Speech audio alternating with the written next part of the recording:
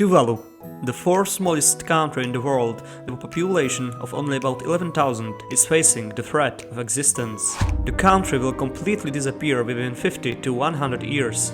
The country consists of 9 main islands. Those will all submerge into the oceans. 2 of them already did. The reason? Climate change and rising sea levels. Not only that, Tuvalu is already dealing with hurricanes and floods, and it will become completely uninhabitable much sooner before it submerges. Because of that, Tuvalu is on its mission to become the first digital nation in the world, as they are trying to preserve their culture and history. They are mapping their territories and creating digital version of their country. Tuvalu is also working on digitizing their administration, such as passports, IDs or elections. However, they are facing another problem. Not having a land is at odds with the international law. A nation must have defined territory to be a country.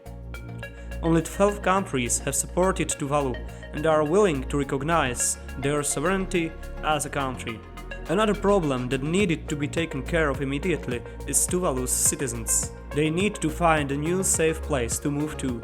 That is why in November last year, Australia and Tuvalu signed an agreement stating that Tuvalu's citizens are allowed to move to Australia, gaining citizenship and access to education, healthcare and family support. Australia will accept up to 280 citizens per year.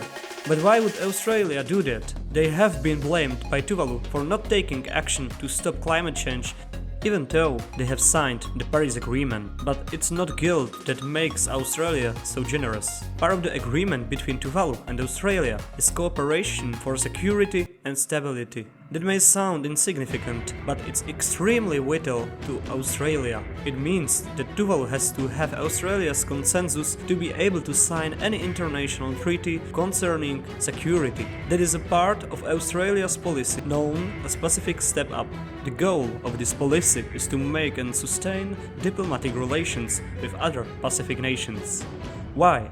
Australia and China have been fighting over alliance with these countries. There are multiple reasons why this is important to both of these countries. Although China and Australia are separated by thousands of kilometers of water, there is a tension over having these paths under control, because it's tactical not only for trading but also for military. Blocking this path could restrict trades and cause significant problems to Australia. And with China's expansion, Australia is also worried about safety in the next decades. China wants to control the largest possible territory around its land for safety. China's another reason for befriending these nations are votes in international organizations such as the United Nations. Many Pacific nations keep good relations with Taiwan, and China wants to change that. The same thing has been happening in Africa. Some of the countries influenced by China have changed its stance regarding Taiwan, and China is also successful in the Pacific, such as Kiribati, Solomon Islands, or most recently Nauru. The fate of Tuvalu is inevitable. It will submerge and completely disappear. Australia has offered help, meaning Tuvalu's citizens will find a new home. But at the cost of partly losing its sovereignty, the relations with other countries will be influenced by Australia's policy, which is a win for Australia in their fight with China to win over the Pacific nations. But who will become the main power in the Pacific Ocean? And will the fears of war or trading blockade actually convert into reality? We'll have to wait and hope for the best.